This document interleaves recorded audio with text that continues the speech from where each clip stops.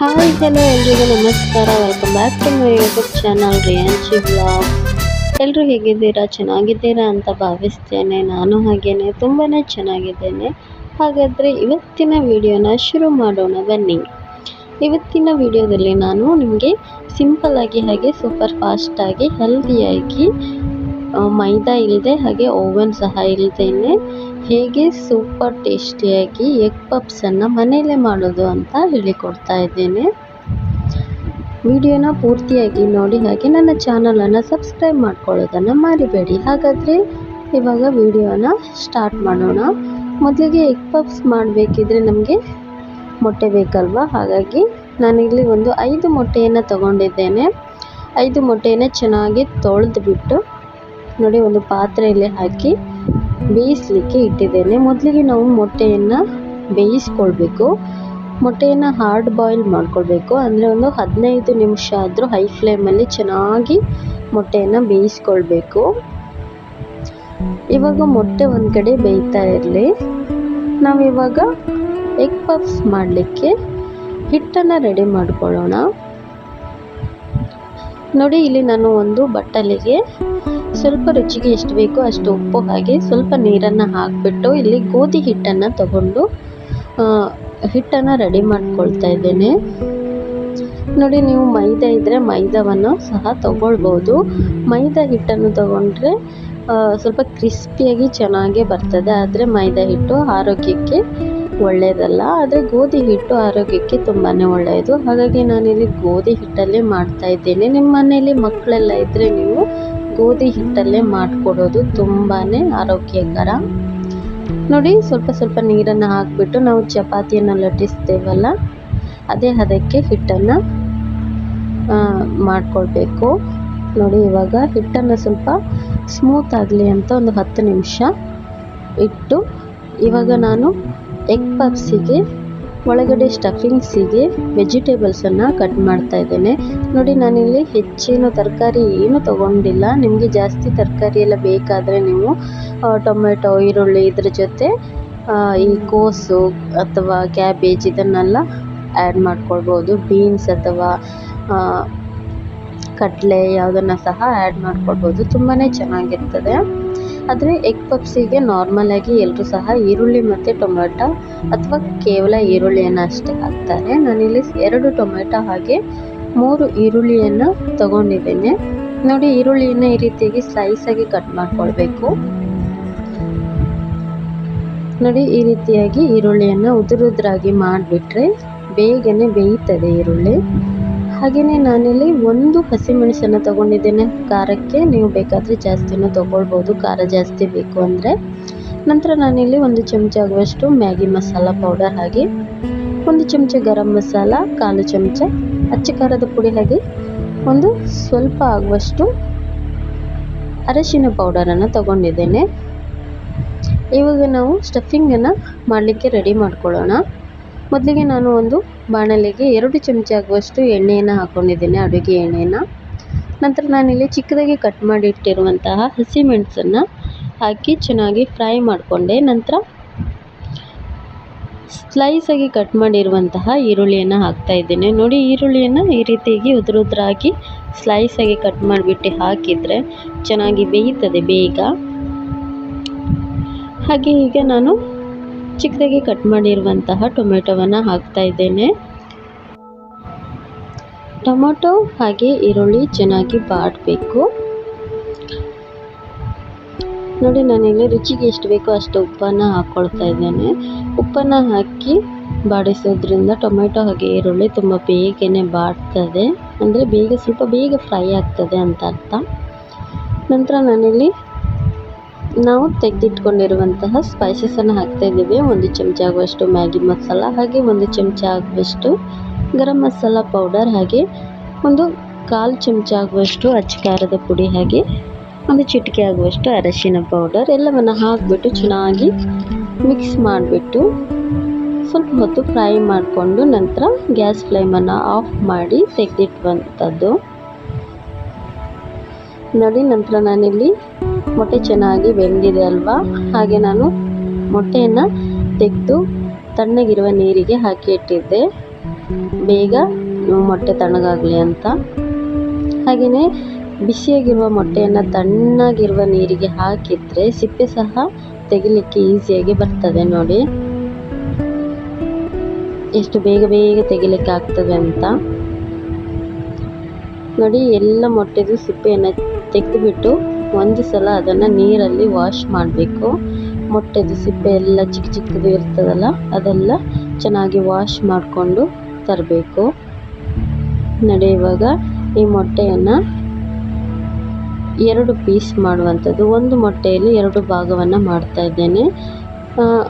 Casually ಒಂದು egg ಪಫ್ಸಲ್ಲಿ ಅರ್ಧ ಮೊಟ್ಟೆಯನ್ನೇ ಹಾಕುವಂಥದ್ದು. ಹಾಗಾಗಿ ನಾನಿಲ್ಲಿ 5 ಮೊಟ್ಟೆಯನ್ನು ತಗೊಂಡಿದ್ದೇನೆ. ಇಲ್ಲಿ 10 ಜನರಿಗೆ ಆಗುವಷ್ಟು ನಾನು ಪಫ್ಸನ್ನು ಮಾಡ್ಕೊಳ್ಬೋದು.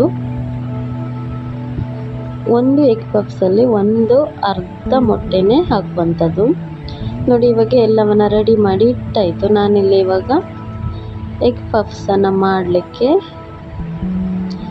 ಮೇನ್ ಕೋಟಿಂಗನ್ನು ರೆಡಿ ಮಾಡ್ತಾ ಇದ್ದೇನೆ. ನೋಡಿ ನಾವು ಗೋಧಿ ಹಿಟ್ಟನ್ನು ರೆಡಿ ಮಾಡಿ ಇಟ್ಟಿದ್ವಿ ಆವಾಗಲೇ. ಇವಾಗ ಇದನ್ನು ಲಟ್ಟಿಸ್ಕೊಳ್ಳೋಣ. ನೋಡಿ ನಾನು ಇದನ್ನು ಒಟ್ಟಿಗೆ ಒಂದೇ ಸಲಕ್ಕೆ ದೊಡ್ಡದಾಗಿ ಈ ರೀತಿಯಾಗಿ ಲಟ್ಟಿಸ್ಕೊಂಡು ಇದರಲ್ಲಿ 4 ಸ್ಕ್ವೇರ್ ಪೀಸಸನ್ನು ಮಾಡ್ಕೊಳ್ತಾ ಇದ್ದೇನೆ. ನೋಡಿ ಜಾಸ್ತಿ ತೆಳುವಾಗಿ ಲಟ್ಟಿಸ್ಲಿಕ್ಕೆ ಹೋಗಬೇಡಿ, ಸ್ವಲ್ಪ ದಪ್ಪ ಇರಬೇಕು.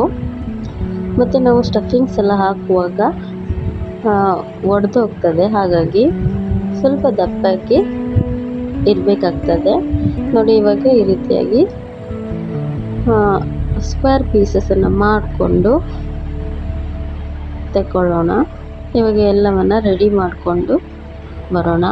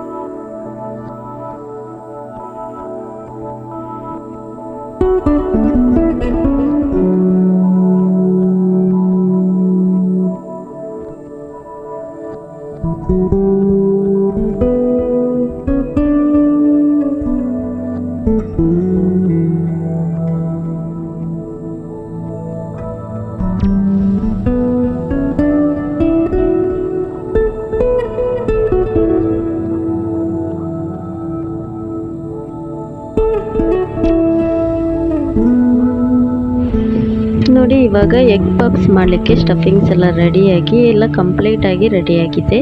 ಇವಾಗ ಇದನ್ನು ಎಣ್ಣೆಯಲ್ಲಿ ಫ್ರೈ ಮಾಡಿಕೊಂಡ್ರೆ ನಮ್ಮ ಎಗ್ ಪಫ್ಸ್ ರೆಡಿ ಆಗ್ತದೆ. ನೋಡಿ ನಾನಿಲ್ಲಿ ಒಂದು ಬಾಣಲೆಗೆ ಸ್ವಲ್ಪ ಎಣ್ಣೆಯನ್ನು ಹಾಕ್ಕೊಂಡಿದ್ದೇನೆ. ನಮ್ಮ ಎಗ್ ಪಫ್ಸ್ ಏನಿದೆ ಅದು ಮುಳುಗುವಷ್ಟು ಎಣ್ಣೆಯನ್ನು ಹಾಕ್ಕೊಳ್ಬೇಕಾಗ್ತದೆ. ನೋಡಿ ನಾನಿಲ್ಲಿ ಒಂದೊಂದೇ ಆಗುವಾಗೆ 3 ಪಫ್ಸನ್ನು ಹಾಕ್ಕೊಳ್ತಾ ಇದ್ದೇನೆ. ನೋಡಿ ಎಣ್ಣೆ ಚೆನ್ನಾಗಿ ಬಿಸಿಯಾಗಬೇಕು. ಚೆನ್ನಾಗಿ ಕಾದ ನಂತರನೇ ನೀವು ಪಫ್ಸನ್ನು ಎಣ್ಣೆ ಒಳಗೆ ಹಾಕಬೇಕಾಗ್ತದೆ. ನೋಡಿ ಎಣ್ಣೆ ಚೆನ್ನಾಗಿ ಹೈ ಫ್ಲೇಮಲ್ಲಿಟ್ಟು ಎಣ್ಣೆಯನ್ನು ಚೆನ್ನಾಗಿ ಬಿಸಿ ಮಾಡಿಕೊಳ್ಳಿ. ನಂತರ ಪಫ್ಸನ್ನು ಆಯಿಲಿಗೆ ಹಾಕುವಂಥದ್ದು.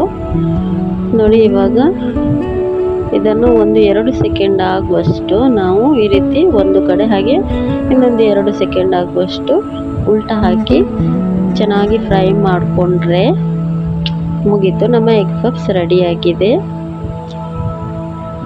ನೋಡಿ.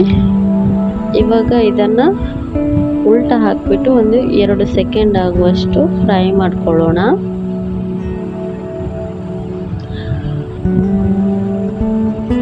ಮೇಲೆ ಇರುವ ನಮ್ಮ ಚಪಾತಿ ಹಿಟ್ಟಿನ ಕೋಟಿಂಗ್ಸ್ ಮಾತ್ರ ಚೆನ್ನಾಗಿ ರೋಸ್ಟ್ ಆದರೆ ಸಾಕು. ನಮಗೆ ಒಳಗಿರುವ ಸ್ಟಫಿಂಗ್ಸ್ ಎಲ್ಲ ಆಲ್ರೆಡಿ ನಾವು ಬೇಯಿಸಿನೇ ಇಟ್ಟಿರ್ತೇವೆ, ಹಾಗಾಗಿ ಜಾಸ್ತಿ ಏನು ಫ್ರೈ ಮಾಡುವ ಅವಶ್ಯಕತೆ ಇರುವುದಿಲ್ಲ. ನೋಡಿ ಎಷ್ಟು ಕ್ರಿಸ್ಪಿಯಾಗಿ ಫ್ರೈ ಆಗಿದೆ ಅಂತ. ನಾನು ಇವಾಗ ಇದನ್ನು ಉಲ್ಟಾ ಹಾಕಿ ಫ್ರೈ ಮಾಡ್ಕೊಳ್ತಾ ಇದ್ದೇನೆ. ಇವಾಗ ಒಂದು 2 ಸೆಕೆಂಡು ಈ ರೀತಿಯಾಗಿ ಫ್ರೈ ಮಾಡಿಬಿಟ್ಟು ಚೆನ್ನಾಗಿ ಫ್ರೈ ಮಾಡಿ ನಂತರ ತೆಗೆದು ಸರ್ವ್ ಮಾಡ್ಕೊಳ್ಳಿ. ಹೀಗೆ ಎಲ್ಲವನ್ನು ನಾವು ಫ್ರೈ ಮಾಡಿ ರೆಡಿ ಮಾಡಿಕೊಂಡು ಬರೋಣ.